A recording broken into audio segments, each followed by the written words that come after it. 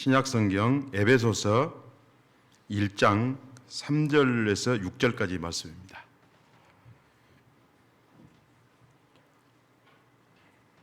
제가 봉독하겠습니다. 에베소서 1장 3절에서 6절까지 말씀입니다. 찬송하리로다. 하나님 곧 우리 주 예수 그리스도의 아버지께서 그리스도 안에서 하늘에 속한 모든 신령한 복을 우리에게 주시되 곧 창세전에 그리스도 안에서 우리를 택하사 우리로 사랑 안에서 그 앞에 거룩하고 흠이 없게 하시려고 그 기쁘신 뜻대로 우리를 예정하사 예수 그리스도로 말미암아 자기의 아들들이 되게 하셨으니 이는 그가 사랑하시는 자 안에서 우리에게 거저 주시는 바 그의 은혜의 영광을 찬송하게 하려는 것이라. 아멘. 반갑습니다. 오늘 우중인데도 불구하고 우리 금당제일교회에 오신 모든 분들을 진심으로 환영하고 축복합니다. 오늘 오신 분들 중에는 억지로 끌려오신 분도 계실 수가 있겠고, 좋아서 오신 분도 계실 수가 있겠습니다. 그런데 왜 사람들이 교회를 다니고 예수를 믿는지 이유가 뭘까요? 목적이 뭘까요? 사람들은 저마다 자기만의 신앙이란 걸 갖고 있는 경우가 많잖아요. 왜 그 신앙을 가지려고 하는지 우리는 가장 쉽게 찾을 수 있는 이유, 즉 목적은 복을 받기 위함이다. 이렇게 말을 할 수 있지요. 아마 제 말이 틀리지는 않을 거라고 저는 확신합니다. 내가 복을 받든지, 내 자식들이 복을 받든지, 내 가문이 복을 받든지, 신앙을 갖는 이유, 즉 목적은 복과 아주 깊은 관계가 있습니다. 다만 제가 복이라고 표현했지만 표현이 조금 다를 수도 있습니다. 잘 되기 위해서, 성공하기 위해서, 출세하기 위해서 라고 표현을 할 수도 있지만 그 역시 다 복과 관계가 있는 거지요. 예수 믿는 목적도 다르지 않습니다. 복 받기 위해서 예수를 믿고 교회를 다니고 신앙생활을 합니다. 왜냐하면 우리가 성경을 보면 복에 대한 말씀을 우리가 생각한 것보다도 훨씬 많이 하십니다. 우리는 성경을 두 부분으로 나누는데 하나는 구약성경이라고 또 다른 하나는 신약성경이라고 합니다. 구약성경에는 우리들이 생각하고 우리들이 상상하고 우리들이 바라는 복을 주로 얘기를 합니다. 이거를 좀 다르게 표현하면 보이는 복이라고 표현을 하지요. 근데 그 보이는 복 하니까 좀 어색하지 않아요? 우리 교회에서 이 복을 세상적인 복, 육신의 복 이렇게 표현합니다. 그러나 일반적으로 신앙이 없는 분들은 그냥 거기에 잘 되면 복 받았다 이렇게 표현하지요. 근데 성경을 보니까 구약 성경에 이 눈에 보이는 세상 복에 대해서 어마어마하게 많은 얘기를 합니다. 그래서 하나님께서 아브라함이라는 사람을 불러가지고 약속을 하잖아요. 눈에 보이는 복입니다. 아직 딸도 없고 아들도 없을 때 불러가지고 내가 네 자손이 하늘의 별과 같고 해변의 모래와 같고 티끌같이 많게 하리라. 자손의 번성을 복으로 약속을 하십니다. 또 하나는 내 이름을 창대하게 했다. 크게 했다는 건데 이 말은 널리 모든 사람들에게 알려지게 했다. 그런데 이분이 이 세상에서 죽어 저 세상으로 가버린 지가 몇 천 년이 지났습니다. 우리가 굳이 대략적으로 계산을 해보면 4,000년이 넘었어요. 근데도 그분 이름이 성경에 버젓이 남아있고 우리는 자주 아브라함이라는 이름을 부릅니다. 지금까지 헤아릴 수 없이 많은 사람들이 아브라함을 알고 살다가 아브라함과 같이 믿고 죽어간 사람들이 지금 지구상에 살아있는 사람보다도 더 많을 것입니다. 그러니 얼마나 많은 사람들에게 아브라함이 알려졌겠습니까?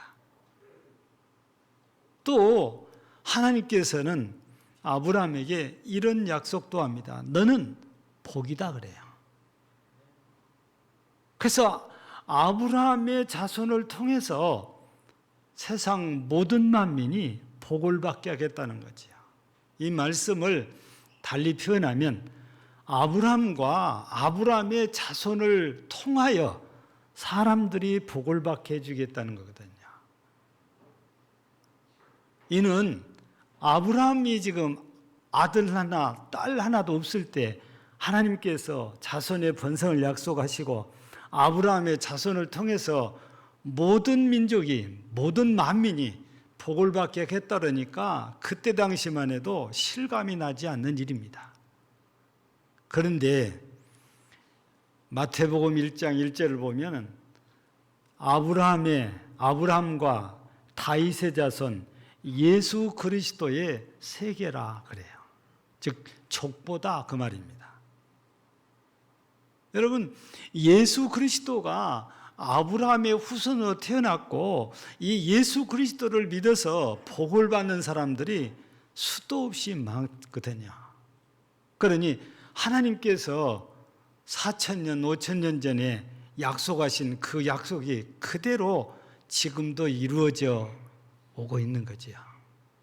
거기에다가 하나님께서 아브라함에게 하나 더 약속을 합니다. 이 땅을 너와 네 자손에게 주겠다. 이 땅이란 여러분들이 한 번쯤은 다 들어봤을 만한 가나안 땅을 말합니다. 지금 가나안 땅은 화약고와 같다고 그래요. 이스라엘과 팔레스타인이 아차하면은 미사일을 발사하고 화약 냄새가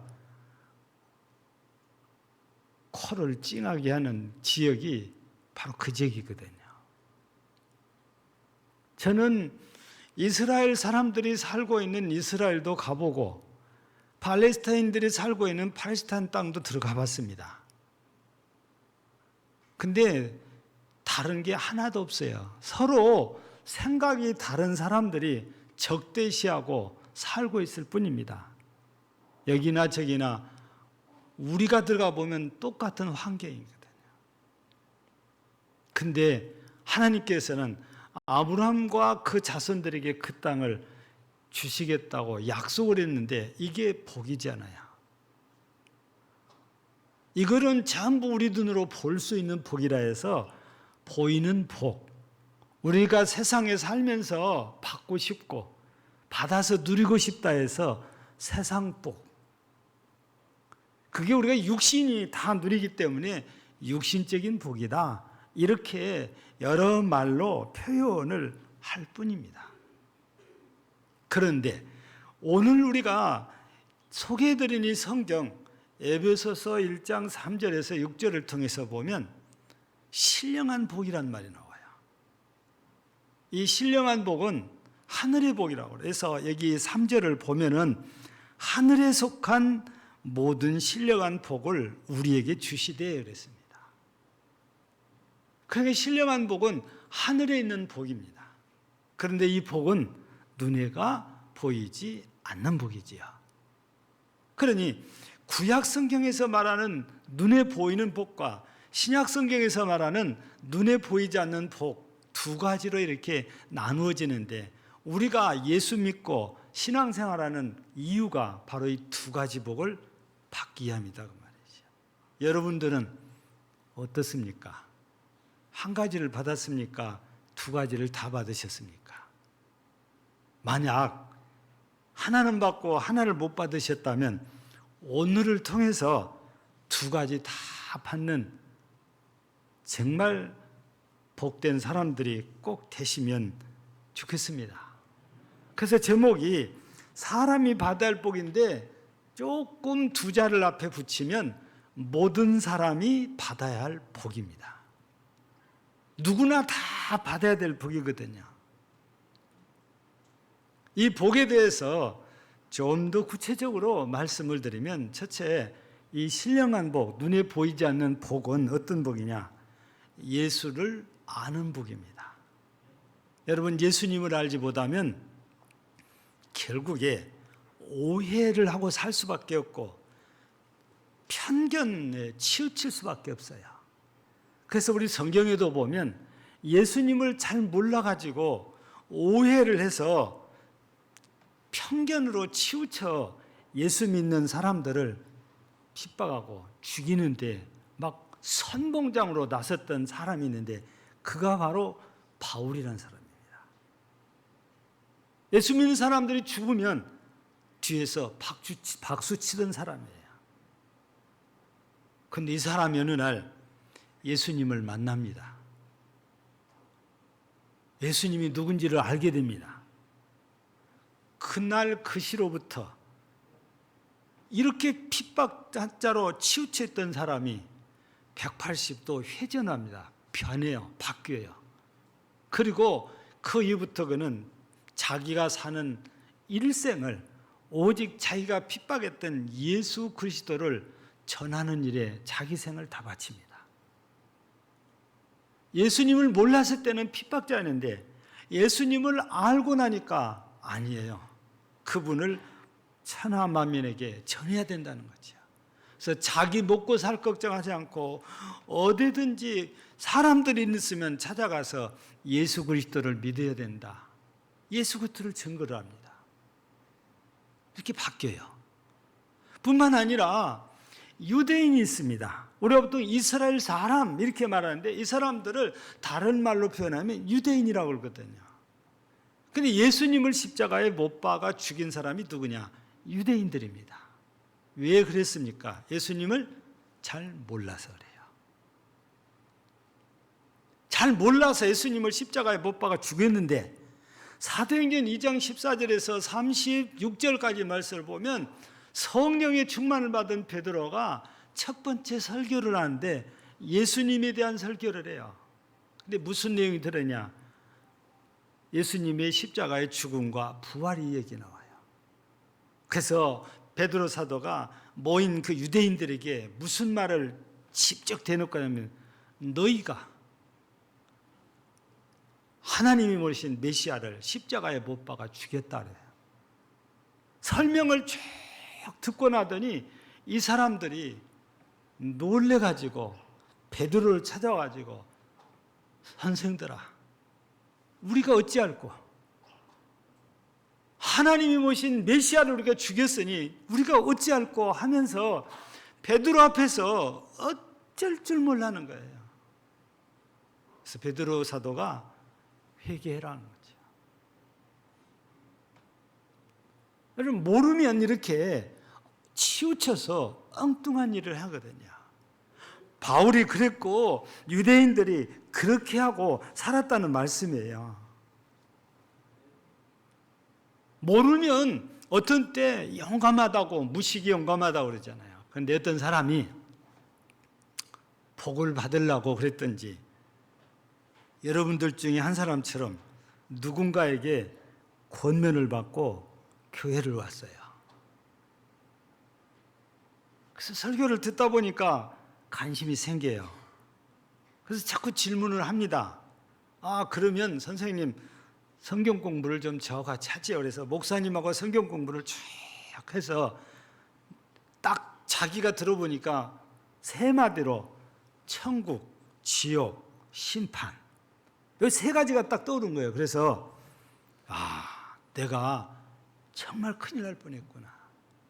내가 예수 안 믿었으면 심판을 받아서 천국이 아닌 내가 지옥으로 떨어질 뻔하고, 그래서 간을 쓰다듬으면서 놀래가지고 전화기를 딱 들더니 전화를 해요. 그러더니 여보세요 그러니까 자네가 웬일인가 그래. 내가 좀 궁금해서 전화했네. 뭐라 그러냐. 자네는 목사니까 잘 알지? 말만 해보게. 그래서 천국이 있는가? 믿고 말고. 지옥이 있는가? 그렇지. 심판이 있는가? 그렇네. 그러니까 전화한 친구가 목사인 친구한테 하는 말에 자네가 내 친구 맞아? 왜 그래? 이 사람아, 목사라는 사람이 친구라면서 친구는 지옥에 가도록 내팽개치고 저만 지옥 천국 가려고 그러고 있으니 자네가 목사 맞냐고. 목사가 할 말이 없는 거예요. 친구니까 자기 말을 잘 안 먹어줘서 전도도 못하고 전전긍긍했는데 이 친구가 다른 사람한테 전도를 받아가지고 이걸 알고 나서 친구인 목사한테 전화 왔고 그렇게 따지는 거예요. 여러분, 우리는 예수를 알고 모르는 사람이 가까운 사람이 돼 안 알려줬다가 이런 경우가 생길 수도 있어요. 그래서 우리는 내가 알고 있는 예수, 내가 만난 예수를 가까운 지인들에게 꼭 알려줘야 되는 거예요. 그래서 그분도 예수를 알게 해야 됩니다. 그 예수를 알면, 제대로 알면 사람이 변해요. 우리 목사들은 신학을 하다 보면은 꼭 신학자들 얘기를 많이 배우잖아요. 그 중에서 칼 바르트라는 신학자가 있어요. 근데 우리는 이 칼 바르트 신학을 우리하고 조금 다르다 해서 조금 옆으로 밀어내는 입장이거든요. 근데 이분의 신앙관은 진짜 대단한 것 같아요. 이분이 무슨 말 했냐면은 나는 예수님의 십자가만 보면 내 가치가 어느 정도인지 나는 안다 그래요. 근데 많은 사람들이 이 말이 무슨 말인지를 이해를 못해요.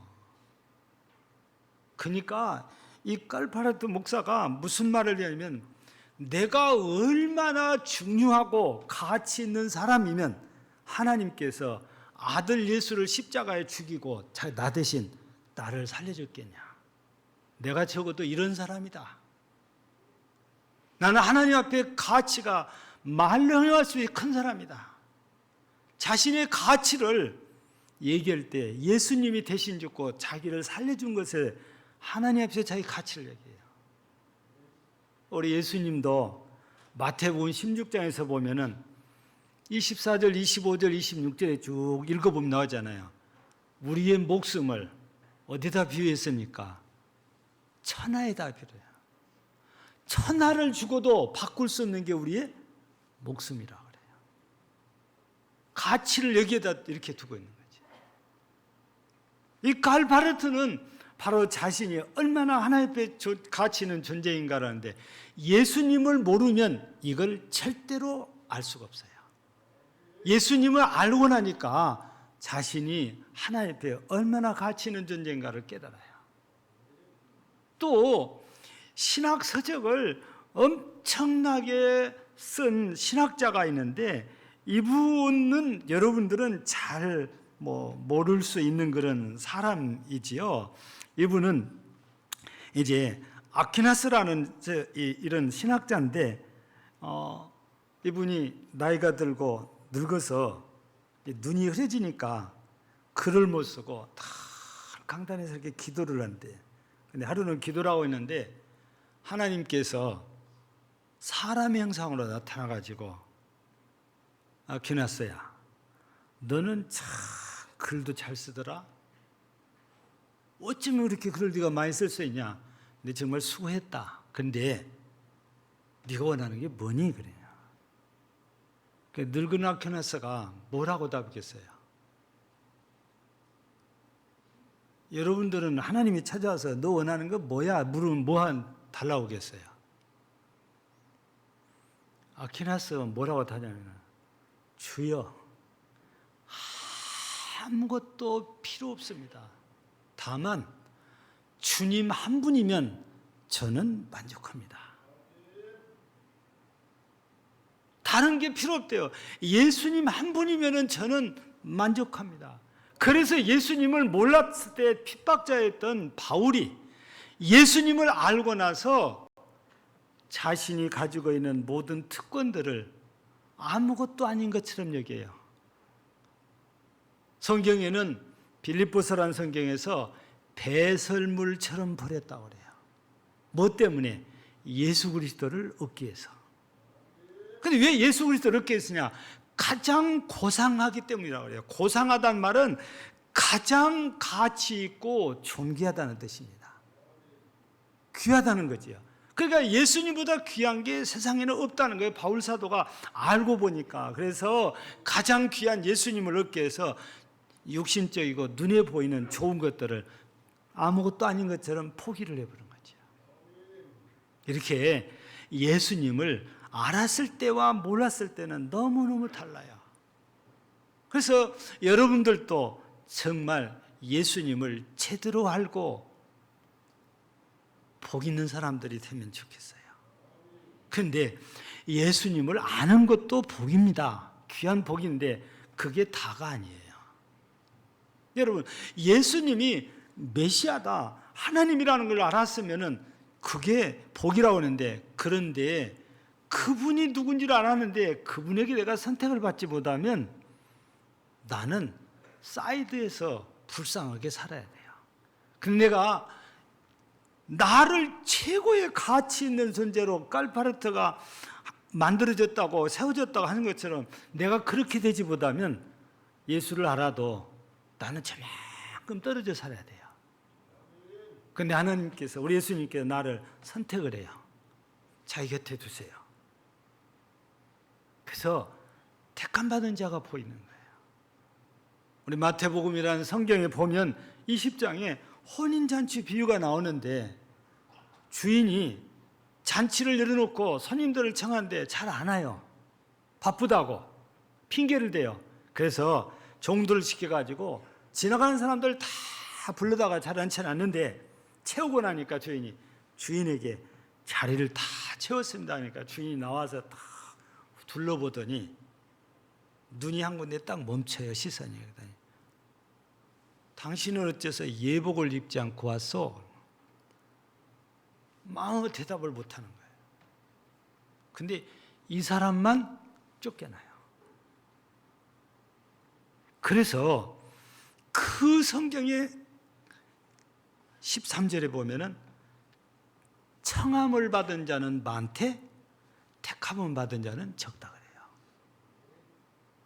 오늘 초청받아 오신 분 여러분들이 전부 택함 받은 자가 돼야 진짜 복 있는 사람이에요. 아는 것으로 끝나지 아니하고 택함 받은 자, 선택받은 자가 복이 있어요. 우리 구약 성경 아까도 얘기했습니다. 구약 성경을 보면은 신약에도 조금 나오지만 족보 얘기가 나와요. 여러분, 아브라함이 첫 아들을 낳았는데 그 이름이 이스마엘이에요.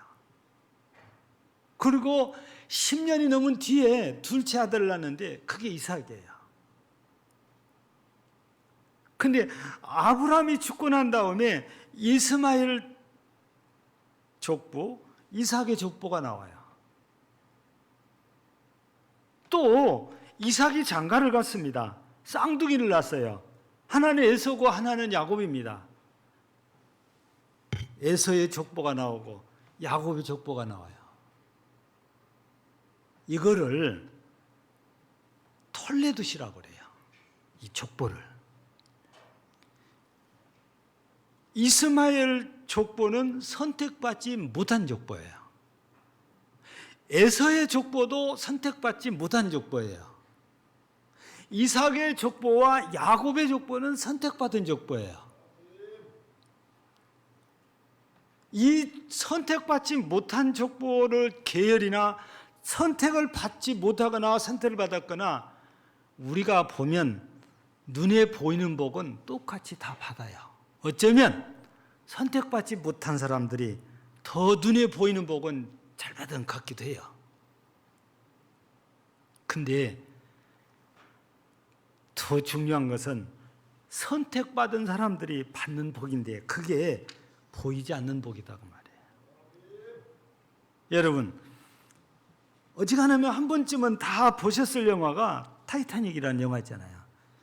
그 영화가 보면 그 호화 여객선이 왜 침몰됩니까? 영화상으로 보면 빙산에게 부딪혔다고 하잖아요. 여러분, 우리가 이런 말 때 빙산의 일각이라고 무슨 뜻입니까? 보이는 것보다 보이지 않는 부분이 훨씬 많고 크다는 거예요. 여러분, 오늘 그걸 기억을 하셔야 됩니다. 우리가 세상에서는 보이는 것이 전부 다 같지만 그게 아니에요. 그거는 빙산의 일각과 같은 거예요. 보이지 않는 복은 내가 못 보고 있을 뿐이지 내가 보고 있는 복보다 비교가 안 되게 귀하고 크고 많고. 그래서 우리가 보이는 복과 보이지 않는 복을 받는데 사람들은 보이는 복 받으면 그게 다라고 빠져들거든요. 근데요, 아니에요. 보이지 않는 복은 우리 눈으로 보지 못해서 그렇지 상상할 수 없는 어마어마해요. 보이는 복은요, 길어야 100년이에요. 보이지 않는 복은요, 영원입니다. 비교를 한번 보세요. 어느 것이 사이즈가 크겠는가? 바로 선택받은 사람은 보이는 복뿐 아니라 보이지 않는 복까지 받는단 말이에요. 그래서 예수님을 아는 것도 복이지만 선택을 받아야 진짜 복이 있는 사람이다. 이런 말씀이거든요. 미국에서 이렇게 통계를 내서 소개해 놨는데 조나단 웨드워드라는 목사님의 족보를 소개하고 슐츠라는 이 술집 사장님의 족보를 이렇게 소개를 했는데 똑같은 기간 됐는데 자손의 숫자로는 술추라는 이 술집 사장님의 후손이 더 많아요. 근데 후손들이 어떻게 살고 있는, 무슨 일을 하고 있는지 살고 있는 것을 조사를 해보니까 시간이 많이 가니까 제가 자세히 말씀 못 드려요. 97%가 조나단 웨드워드 목사님은 97% 후손이 목사, 선교사, 교수, 판사, 변호사, 검사, 기업가 그래요. 근데 술취라는 이 술집 사장님의 자손들은 숫자는 많은데 꼭 조나단 웨드워드 목사님하고 후손들이 살고 있는 모습이 반대예요. 약 5%만 괜찮은 직업을, 사회에서 알아주는 직업을 갖고 있고 나머지 95%는 거렁뱅이, 거지, 도둑놈, 강도 막 이런 사람들이에요. 예수를 믿고 선택받은 사람의 집안의 후손과 그렇지 못한 사람의 후손이 어떻게 복을 받고 사는가를 통계적으로 보여주는 실제적인 얘기입니다. 그러니 우리는 예수를 믿고 신앙생활하는 이유가, 목적이 바로 두 가지 복을 받기 위해서라는. 여러분, 하나만 받으면 안 돼요. 눈에 보이는 세상적인 복 누구나 다 받아서 나쁠 건 없습니다. 그러나 그걸로 만족하지 말고 눈에 보이지 않는 영원한 복을 꼭 받아야 돼요. 그러려면 오늘 말씀 가운데 하늘의 신령한 복, 곧 선택받은 복입니다. 택함 받는 이런 복을 여러분들이 꼭 받는 자가 되시기를 바라요. 그러려면 오늘뿐 아니라 앞으로 계속 교회 와서 하나님의 말씀을 듣고 믿음을 키워간다면 여러분들 모두가 보이지 않는 복도 받아서 누릴 수 있는 진정한 복 받는 사람이 되실 수 있을 것입니다. 그러면 우리가 이렇게 복 받는 사람이 되면 복 받는 사람이 어떻게 살아야 되는지 오늘 말씀을 통해서 보면 답이 또 나와 있어요. 우리 예수님께서 우리를 택하셔가지고 거룩하게 하십니다. 또 정결하기도 하십니다. 그리고 하나님의 자녀가 되게 해주세요.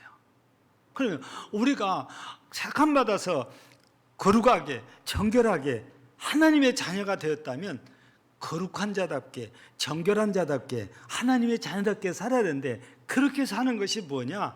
하나님께 영광 돌리는 거예요. 그래서 오늘 본문에서는 6절에 보니까 나와 있지요. 우리에게 거저 주시는 바 그의 은혜의 영광을 찬송하게 하려는 것이라. 이거 간단히 말하면 하나님께 영광 돌리며 살아야 된다. 물론 하나님 앞에 영광 돌리기 위해서 우리 기독교 역사를 보면은 순교자들이 참 많아요. 우리 순천에서 가까운 애양원 가면은 신풍회항 가면 손양원 목사님 순교 균형관 있잖아요. 그분은 두 아들이 순교를 당했고 본인도 순교를 당했잖아요. 그래서 후세가 기념관을 지어놓고 기리고 있는 것입니다. 이렇게 순교를 당해서 하나님께 영광 돌리는 사람도 있고 어떤 분은 재산을 바쳐서 예배당 건축해서 헌납해서 하나님께 영광 돌리는 사람도 있습니다. 어떤 사람은 열심히 전도해서 하나님께 영광 돌리는 사람도 있습니다. 근데 여러분 다 그렇게 할 수는 없어요.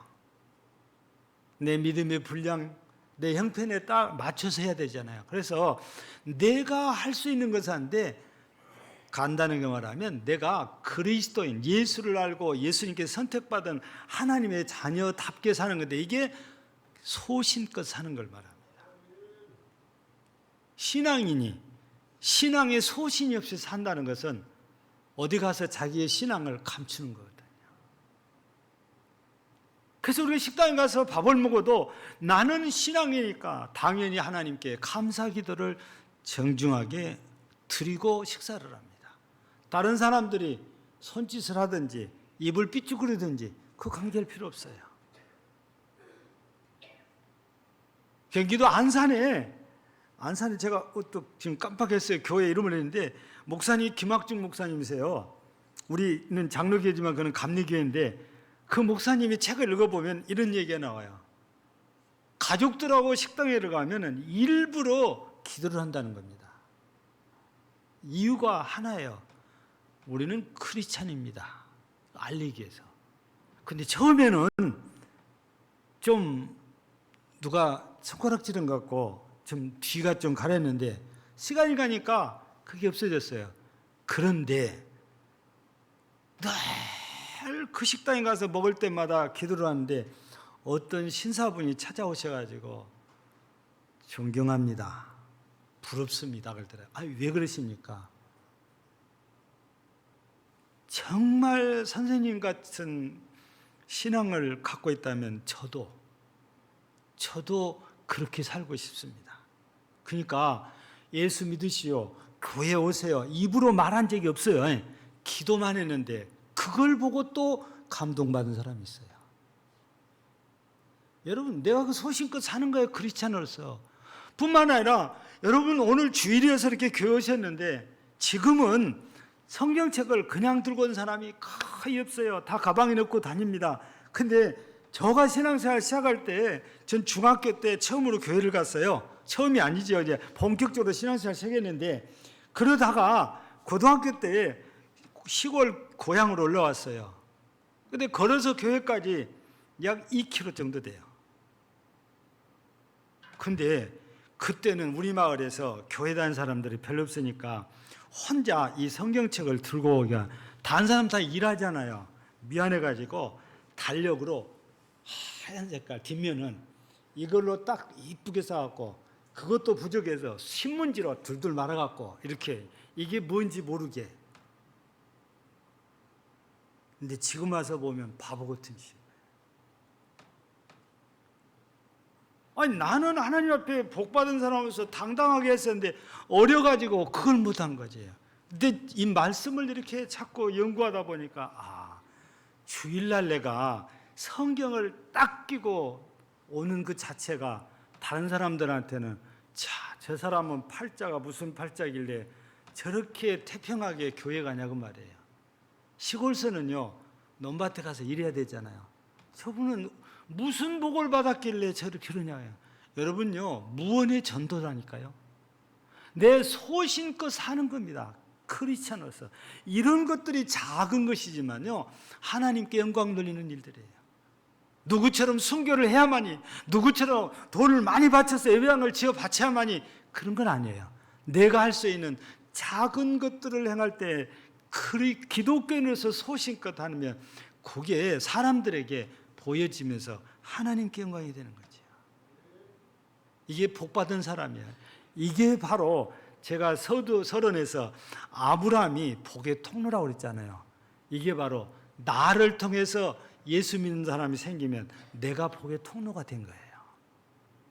여러분, 그래서 오늘 모든 사람이 다 받아야 될 이 복이 보이는 것과 보이지 않는 두 가지 복인데, 여러분들도 모두가 이 두 가지 복을 받아서 복의 통로가 돼서 여러분 가정에서 복의 통로가 되고, 여러분 이웃들에게 복의 통로가 되고, 이 지역에서 복의 통로가 되고, 더 나가면은 우리 국가, 우리 민족의 복의 통로가 되는 것이 우리 참된 그리스도인들입니다.